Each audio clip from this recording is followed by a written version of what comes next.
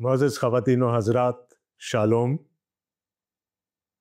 آپ کو یاد ہوگا کہ پچھلے ہفتے سے ہم نے اس پروگرام میں پولس رسول کا وہ خط جو انہوں نے روم کی کلیسیا کو لکھا اس کا مطالعہ شروع کیا تھا۔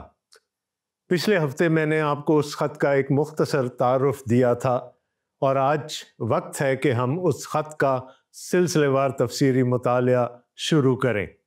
تو مزید وقت ضائع کیے بغیر آئیے میرے ساتھ دیکھیے گا رومیوں کا خط، اس کا پہلا باب اور اس کی پہلی 17 آیات۔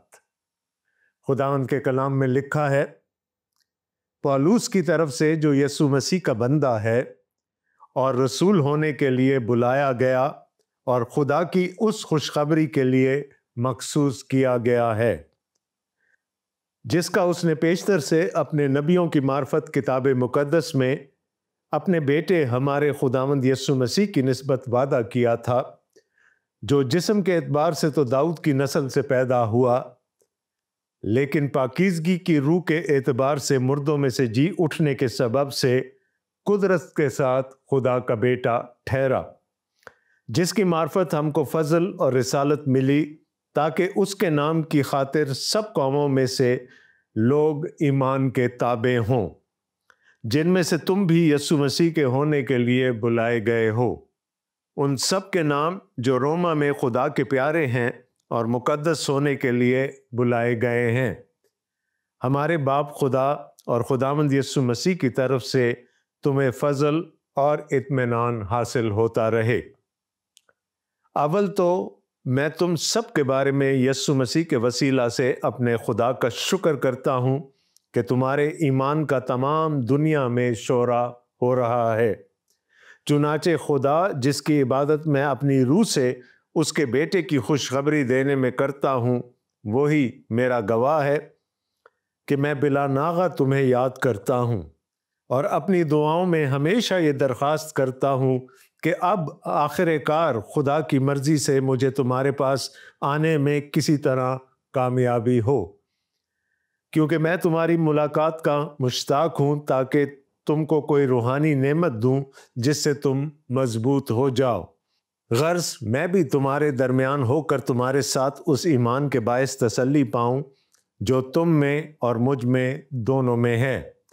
اور اے بھائیو، میں اس سے تمہارا ناواقف رہنا نہیں چاہتا کہ میں نے بارہا تمہارے پاس آنے کا ارادہ کیا، تاکہ جیسا مجھے اور غیر قوموں میں پھل ملا ویسا ہی تم میں بھی ملے، مگر آج تک رکا رہا۔ میں یونانیوں اور غیر یونانیوں، داناؤں اور نادانوں کا قرضدار ہوں، پس میں تم کو بھی جو روما میں ہو خوشخبری سنانے کو حت المقدور تیار ہوں، کیونکہ میں انجیل سے شرماتا نہیں، اس لیے کہ وہ ہر ایک ایمان لانے والے کے واسطے پہلے یہودی پھر یونانی کے واسطے نجات کے لیے خدا کی قدرت ہے، اس واسطے کہ اس میں خدا کی راست بازی ایمان سے اور ایمان کے لیے ظاہر ہوتی ہے، جیسا لکھا ہے کہ راست باز ایمان سے جیتا رہے گا۔ خداوند کے کلام کے پڑھے اور سنے جانے پر اس کی برکت ہو، آمین۔ جیسا کہ میں نے آپ کو پچھلے پروگرام میں بتایا تھا کہ رومیوں کے خط کی پہلے باب کی پہلی 17 آیات اس خط کا دیباچہ، اس خط کا تعارف، اس خط کی تمہید کہلاتی ہیں۔ پولس رسول اپنے آپ کو انٹروڈیوس کرا رہے ہیں، اپنا تعارف کرا رہے ہیں، پھر وہ روما کی کلیسیا کے بارے میں ہمیں بتاتے ہیں، اور سب سے بڑھ کر وہ اس مقصد کو بیان کرتے ہیں جس مقصد کے تحت وہ اس کلیسیا میں جانے کے مشتاق ہیں۔ پہلی آیت میں لکھا ہے پولس کی طرف سے۔ ہمیں معلوم ہے کہ پولس رسول اپنے تمام خطوط اسی طرح سے شروع کرتے ہیں، وہ سیلیوٹیشن کرتے ہیں، دعا سلام کرتے ہیں، اور اس کے بعد اصل مدعے پر آتے ہیں۔ پولس کی طرف سے اب وہ اپنے بارے میں 3 باتیں روما کی کلیسیا کو بتانے کی کوشش کر رہے ہیں۔ پہلی بات، جو یسوع مسیح کا بندہ ہے اور رسول ہونے کے لیے بلایا گیا ہے۔ دوسری بات، اور تیسری بات، اور خدا کی اس خوشخبری کے لیے مخصوص کیا گیا ہے۔ یہ وہ تعارف ہے پولس رسول کا جو وہ خود اس کلیسیا سے جس سے ابھی تک انہیں ملاقات کا شرف حاصل نہیں ہوا کروا رہے ہیں، پولس کی طرف سے جو یسوع مسیح کا بندہ ہے۔ اب یہاں پر اگر ہم اردو ترجمہ پڑھ رہے ہیں، یہاں بندہ لکھا گیا ہے۔ اگر میں کچھ انگریزی تراجم کے حوالے آپ کو دے سکوں تو وہاں پر سرونٹ لکھا گیا ہے، لیکن یونانی میں جو لفظ پولس رسول نے استعمال کیا وہ ڈولاس ہے، اور ڈولاس کا مطلب بندہ بھی نہیں ہوتا اور نوکر بھی نہیں ہوتا۔ ڈولاس کا مطلب ہے غلام۔ وہ اپنا انٹروڈکشن، اپنا تعارف روما کی کلیسیا سے اپنے آپ کو خداوند یسوع مسیح کا غلام ظاہر کر کے کروا رہے ہیں۔ اور ہم سب کو معلوم ہے کہ غلام کی کوئی اپنی مرضی نہیں ہوتی۔ غلام کو قیمت دے کر خریدا جاتا ہے یا قیمت دے کر چھڑوایا جاتا ہے، جس کو ہم انگریزی میں ریڈیمشن کہتے ہیں، یعنی فدیہ۔ تو پولس رسول روما کی کلیسیا کو یہ کہہ رہے ہیں کہ میں وہ ہوں جس کا فدیہ دیا گیا ہے، جس کی قیمت ادا کی گئی ہے، اور وہ قیمت کوئی اور نہیں بلکہ ہمارے خداوند یسوع مسیح کا قیمتی خون ہے۔ ایک اور بات جو غلام کے بارے میں ہم یہاں دیکھ سکتے ہیں وہ یہ ہے کہ غلام کی اپنی کوئی مرضی نہیں ہوتی۔ آپ کا کیا خیال ہے؟ کیا ساؤل رسول بننے کے لیے تیار تھا؟ کیا وہ چاہتا تھا کہ وہ خداوند یسوع مسیح کا بندہ یا غلام کہلائے؟ وہ تو دمشق جا رہا تھا تاکہ خداوند یسوع مسیح کی کلیسیا کو ستائے، اور پھر خدا کی اس کامل مرضی کے تحت اس کو چن لیا گیا تاکہ آگے چل کر وہ غیر قوموں کا رسول کہلائے۔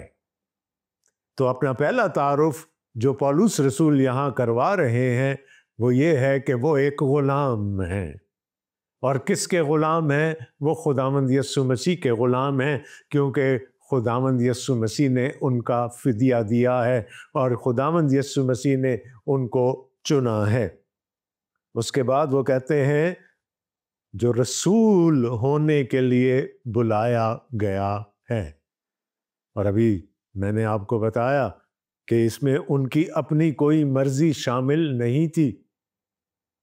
ان کو چن لیا گیا تھا، بنائے عالم سے پیشتر چن لیا گیا تھا کہ وہ غیر قوموں کے رسول کہلائیں، اور نہ چاہتے ہوئے بھی ان کو یہ سب کچھ کرنا پڑا۔ وہ نہیں چاہتے تھے، لیکن جب وہ خداوند میں آ گئے تو پھر وہ ساری صعوبتیں برداشت کرنے کے لیے بھی تیار ہو گئے۔ تو اس نے کہا کہ ایک طرف تو میں غلام ہوں، لیکن اس غلام کو ایک خاص کام کے لیے چن لیا گیا اور اس غلام کو رسول ہونے کے لیے مقرر کیا گیا۔ اب خداوند یسوع مسیح کا رسول ہونا ایک بہت بڑا رتبہ ہے، ایک بہت بڑا عہدہ ہے۔ خداوند یسوع مسیح نے خود اپنے لیے 12 رسولوں کا انتخاب کیا تھا، لیکن ان میں سے 11 بچے، کیونکہ یہودا اسکریوتی کی کہانی کے بارے میں ہم جانتے ہیں۔ بعد میں خداوند یسوع مسیح کے صعود کر جانے کے بعد ایک 12واں رسول بھی چن لیا گیا، لیکن پولس رسول کو دمشق کی راہ پر چنا گیا۔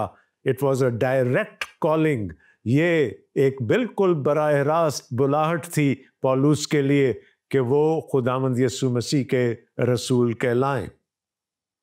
2 باتیں، اور تیسری بات، اور خدا کی اس خوشخبری کے لیے مخصوص کیا گیا ہے۔ وہ کہہ رہے ہیں میں قیمت دے کے چھڑوا بھی لیا گیا، مجھے رسول کا عہدہ بھی عطا کر دیا گیا، لیکن یہ سب ایک مقصد کے لیے تھا، اور وہ مقصد یہ تھا کہ میں خدا کی اس خوشخبری کو غیر قوموں تک پہنچا سکوں۔ یہاں پر وہ خوشخبری کا لفظ استعمال کر رہے ہیں، جس کو عرف عام میں ہم انجیل کہتے ہیں، ایوانگیلیون یونانی میں۔ یہ کوئی عام خوشخبری نہیں ہے کہ کسی کی شادی ہو گئی یا کسی کے ہاں بچے کی ولادت ہو گئی، کوئی امتحان میں کامیاب ہو گیا، کسی کو اچھی نوکری مل گئی۔ یہ وہ خوشخبری نہیں ہے، یہ خوشخبری نجات سے متعلق ہے، اور آگے چل کر پولس رسول ہمیں یہ بتاتے ہیں کہ یہ خوشخبری ہے کیا۔ دوسری آیت میں لکھا ہے، جس کا اس نے پیشتر سے اپنے نبیوں کی معرفت کتاب مقدس میں اپنے بیٹے ہمارے خداوند یسوع مسیح کی نسبت وعدہ کیا تھا، جو جسم کے اعتبار سے تو داؤد کی نسل سے پیدا ہوا۔ یہ خوشخبری ہے، یہ انجیل ہے، اور میں ہمیشہ یہ کہتا ہوں، اور شاید آپ نے یہ بات میرے منہ سے پہلے بھی سنی ہو، کہ یہ خوشخبری کیا نہیں ہے، یہ خوشخبری کون ہے۔ یہ جو نجات سے متعلق خوشخبری ہے، یہ ایک شخصیت ہے، اور وہ شخصیت ہمارے خداوند یسوع مسیح کی ہے۔ ایک بات جو شاید تعارف میں کہنا بھول گیا تھا، وہ یہ ہے کہ جب ہم اس کتاب کا مطالعہ کریں گے تو ہمارے بہت سارے نظریات، ہمارے بہت سارے آئیڈیاز چیلنج ہوں گے، اور یہاں اس پہلے باب کی دوسری آیت میں ایک نظریہ چیلنج ہونے جا رہا ہے۔ جب ہم انجیل کی بات کرتے ہیں، جب ہم خوشخبری کی بات کرتے ہیں، جب ہم فضل کی بات کرتے ہیں، تو ہمارے ذہن میں نیا عہد نامہ آتا ہے، اور ہم اس خوشخبری کو نئے عہد نامہ میں ڈھونڈنے کی کوشش کرتے ہیں۔ لیکن یہاں پولس رسول ہمیں کیا بتا رہے ہیں؟ جس کا اس نے پیشتر سے اپنے نبیوں کی معرفت کتاب مقدس میں ذکر کیا تھا۔ اگرچہ کہ وہ خوشخبری خداوند یسوع مسیح کی صورت میں ہمارے سامنے نئے عہد نامہ میں آتی ہے، لیکن اس کے ساتھ ساتھ ہم دیکھتے ہیں کہ اس کا ذکر پرانے عہد نامہ کے نبیوں نے بھی کیا۔ وہ سب اس خوشخبری کے پورا ہونے کی امید پر زندہ تھے۔ تو یہ کوئی ایسی چیز نہیں ہے، ہم بڑی آسانی سے کہہ دیتے ہیں کہ پرانا عہد نامہ شریعت تھی اور نیا عہد نامہ فضل ہے۔ خداوند کا کلام ایسا نہیں ہے۔ ہم اس قسم کی بلیک اینڈ وائٹ ڈویژن نہیں کر سکتے خدا کے کلام میں۔ خوشخبری نے وجود پایا نئے عہد نامہ میں، لیکن اس کا ذکر ہمیں پرانے عہد نامہ میں بھی ملتا ہے۔ جس کا اس نے پیشتر سے اپنے نبیوں کی معرفت کتاب مقدس میں اپنے بیٹے ہمارے خداوند یسوع مسیح کی نسبت وعدہ کیا تھا۔ تو یہ کوئی نئی بات نہیں ہے۔ خدا کے ذہن میں اچانک سے یہ بات نہیں آ گئی کہ اب مجھے اس دنیا کو ایک خوشخبری دینی چاہیے، یا اب مجھے اپنے بیٹے کو اس دنیا میں بھیج دینا چاہیے۔ یہ منصوبہ بنائے عالم سے پیشتر بن چکا تھا۔ لہٰذا وہ خوشخبری جس کا ذکر ہمیں پرانے عہد نامہ میں ملتا ہے، اور جو خداوند یسوع مسیح کی صورت میں نئے عہد نامہ میں ظاہر ہوتی ہے، پولس کہتے ہیں مجھے اس خوشخبری کے لیے مخصوص کیا گیا ہے۔ آج میں نے آپ سے پہلے ہی کہہ دیا کہ یہ خوشخبری کیا نہیں ہے، یہ کوئی واقعہ نہیں ہے، یہ کوئی ایونٹ نہیں ہے، یہ ایک شخصیت ہے، اور وہ شخصیت ہے ہمارے خداوند یسوع مسیح کی، اور پھر وہ ہمیں خداوند یسوع مسیح سے متعارف کرواتے ہیں۔ بلکہ یوں کہنا چاہیے کہ روم کی کلیسیا کو خداوند یسوع مسیح سے متعارف کرواتے ہیں، اور وہ ان کو بتاتے ہیں کہ اس ایک ذات میں الوہیت بھی تھی اور بشریت بھی تھی۔ یہاں لکھا ہے اپنے بیٹے ہمارے خداوند یسوع مسیح کی نسبت وعدہ کیا تھا، جو جسم کے اعتبار سے تو داؤد کی نسل سے پیدا ہوا، لیکن پاکیزگی کے روح کے اعتبار سے مردوں میں سے جی اٹھنے کے سبب سے قدرت کے ساتھ خدا کا بیٹا ٹھہرا۔ اب ہم سب کو معلوم ہے کہ it was a virgin birth. خداوند یسوع مسیح کے پیدائش میں یا ان کی کنسیپشن میں کسی مرد کا عمل دخل نہیں تھا، لیکن جب روح القدس کی قدرت سے خداوند یسوع مسیح مریم کے بطن پاک میں پڑے، ان کا نکاح پہلے سے یوسف نامی ایک شخص سے ہو چکا تھا، یعنی قانونی طور پر وہ میاں بیوی تھے، اگرچہ کہ یوسف ابھی ان کو اپنے گھر لے کر نہیں گیا تھا۔ تو دوسرے الفاظ میں یوسف خداوند یسوع مسیح کے قانونی باپ تھے، لیگل فادر، کاغذات میں انہی کا نام درج ہونا تھا۔ اور یوسف کے بارے میں مقدس متی اپنے انجیلی بیان میں فرماتے ہیں کہ وہ داؤد کی نسل سے تھے، تو لہٰذا جسمانی طور پر، لیگلی، قانونی طور پر خداوند یسوع مسیح داؤد کی نسل سے تھے، یہ ان کی بشریت تھی۔ لیکن ساتھ ہی ساتھ ایک ہی سانس میں پولس رسول ہمیں یہ بھی بتاتے ہیں، لیکن پاکیزگی کی روح کے اعتبار سے مردوں میں سے جی اٹھنے کے سبب سے قدرت کے ساتھ خدا کا بیٹا ٹھہرا۔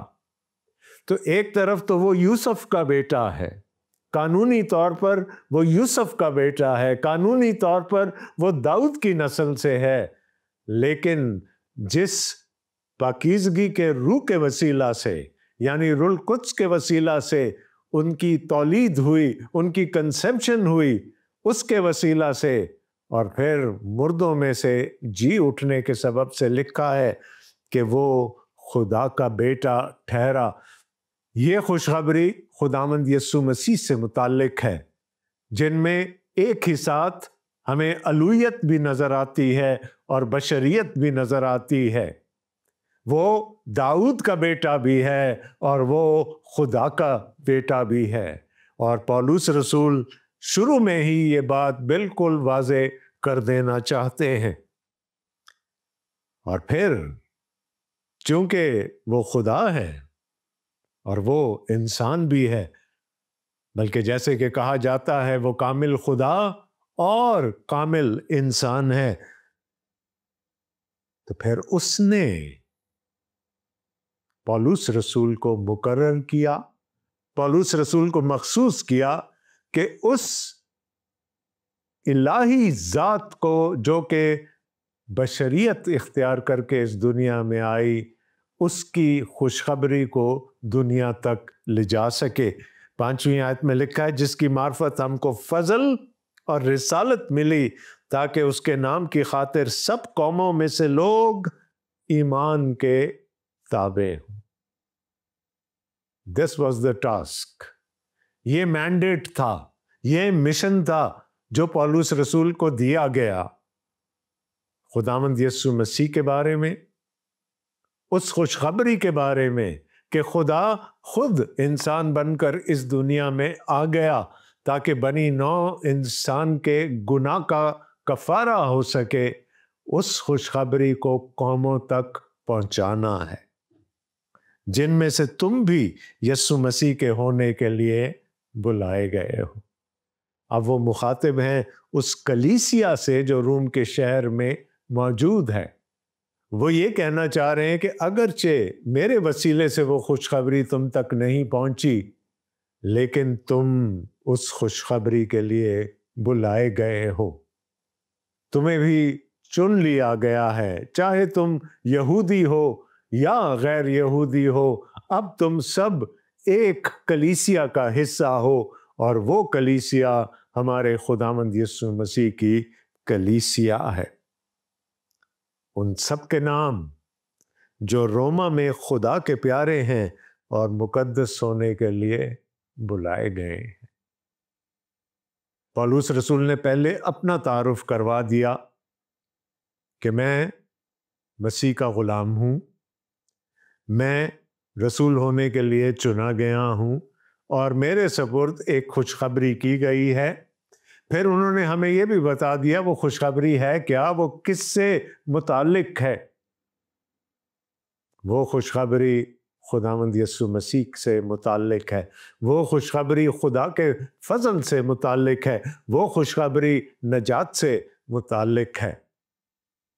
اب وہ ان لوگوں سے بات کر رہے ہیں جن کو وہ یہ خط تحریر کر رہے ہیں، ان سب کے نام جو روما میں خدا کے پیارے ہیں اور مقدس ہونے کے لیے بلائے گئے ہیں، جو چن لیے گئے ہیں، پاک ہونے کے لیے چن لیے گئے ہیں۔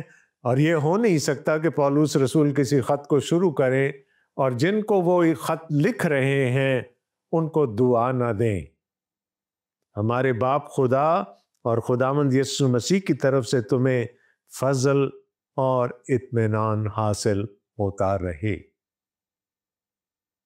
وہ یہ کہنا چاہ رہے ہیں کہ فضل تم پر ہو چکا، تم خدا کے ساتھ صلح کی حالت میں آ گئے، تم چن لیے گئے ہو، تم مقدس ہونے کے لیے بلائے گئے ہو۔ دعا کیا ہے کہ وہ فضل اور وہ اطمینان ان کے ساتھ ہمیشہ تک ہوتا رہے۔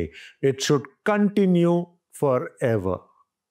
اور یہ دعا ہے پولس کی روما کی کلیسیا کے لیے۔ سلام دعا ہو جانے کے بعد، اپنا تعارف کرا لینے کے بعد، یسوع مسیح کا تعارف کرا لینے کے بعد، خدا کی اس خوشخبری کا تعارف کرا لینے کے بعد، اب وہ بتاتے ہیں کہ وہ کیوں مشتاق ہیں روم کی کلیسیا سے ملنے کے لیے۔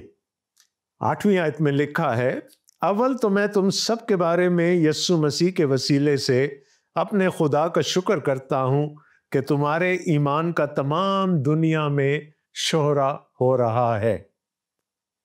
پچھلے پروگرام میں میں نے آپ کو بتایا تھا that Rome was the capital of the world۔ آدھی سے زیادہ دنیا پر روم کی حکومت تھی۔ تو روم صرف سلطنت روم کا دارالخلافہ نہیں تھا، بلکہ وہ پوری دنیا کا کیپٹل تھا، اور وہاں کے یہودی بھی بہت مشہور تھے۔ اس سے پہلے کہ وہاں پر کلیسیا کی بنیاد ڈلی، وہاں کے یہودی اپنے عبادت کے وجہ سے بہت شہرت رکھتے تھے، اور جب وہ کلیسیا کا حصہ بنے تو تب بھی وہ اتنے ہی ڈیلیجنٹ رہے اپنی عبادت میں۔ تو پولس رسول کہتے ہیں کہ تمہاری تعریف، تمہارا شعرا تو تمام دنیا میں ہو رہا ہے، تمہارے ایمان کا، تمہارے رہن سہن کا، تمہارے عبادت کے ڈھنگ کا شعرا پوری دنیا میں ہو رہا ہے، اور اس کے لیے میں اپنے خدا باپ کا شکر کرتا ہوں۔ چنانچہ خدا جس کی عبادت میں اپنی روح سے اس کے بیٹے کی خوشخبری دینے میں کرتا ہوں، وہی میرا گواہ ہے کہ میں بلا ناغہ تمہیں یاد کرتا ہوں۔ پولس ملنا چاہتا ہے ان سے، اور اپنی دعاؤں میں ہمیشہ یہ درخواست کرتا ہوں کہ اب آخر کار خدا کی مرضی سے مجھے تمہارے پاس آنے میں کسی طرح کامیابی ہو، کیونکہ میں تمہاری ملاقات کا مشتاق ہوں تاکہ تم کو کوئی روحانی نعمت دوں جس سے تم مضبوط ہو جاؤ۔ پولس ابھی تک اس کلیسیا میں نہیں گئے۔ غالب امکان یہ ہے کہ کوئی اور رسول بھی ابھی تک وہاں نہیں گیا، اور ظاہر ہے کہ جب خداوند یسوع مسیح کا کوئی رسول کسی کلیسیا میں جاتا تھا تو کوئی نہ کوئی روحانی نعمت دے کر آتا تھا۔ تو پولس نے کہا میں آنا چاہتا ہوں، میں مشتاق ہوں تم سے ملنے کا، میں مشتاق ہوں کہ تمہیں کوئی روحانی نعمت دے سکوں۔ وہ تعلیم کی صورت میں بھی ہو سکتی ہے، وہ خوشخبری کی صورت میں بھی ہو سکتی ہے، وہ کسی اور صورت میں بھی ہو سکتی ہے۔ غرض میں بھی تمہارے درمیان ہو کر تمہارے ساتھ اس ایمان کے باعث تسلی پاؤں جو تم میں اور مجھ میں دونوں میں ہے۔ یہ ہمارے خداوند یسوع مسیح کے رسولوں کا وتیرہ تھا کہ وہ کبھی اپنے آپ کو یہاں نہیں بٹھاتے تھے اور کلیسیا کو یہاں نہیں رکھتے تھے۔ وہ ہمیشہ اپنے آپ کو کلیسیا کا حصہ سمجھتے تھے۔ انہوں نے کہا میں آنا چاہتا ہوں، میں تمہیں روحانی نعمت دینا چاہتا ہوں، میں چاہتا ہوں کہ تمہاری بڑھوتی ہو، لیکن ساتھ ساتھ مجھے بھی تقویت ملے، مجھے بھی قوت ملے، میری بھی حوصلہ افزائی ہو۔ اور وہ کیسے ہوگی؟ جب میں اپنی آنکھوں سے تمہارے ایمان کو دیکھ سکوں گا جس کے بارے میں نے سن رکھا ہے۔ آئے بھائیو، میں اس سے تمہارا نا واقف رہنا نہیں چاہتا کہ میں نے بارہا تمہارے پاس آنے کا ارادہ کیا تاکہ جیسا مجھے اور غیر قوموں میں پھل ملا ویسا ہی تم میں بھی ملے، مگر آج تک رکا رہا۔ خداوند کی مرضی نہیں تھی کہ پولس رسول اس سے پہلے روم جا سکتے، اور پولس رسول کا یہ بھی ارادہ تھا کہ جب وہ روم جائیں گے تو روم کی کلیسیا پھر ان کو اسپین کے لیے رخصت کر دے گی۔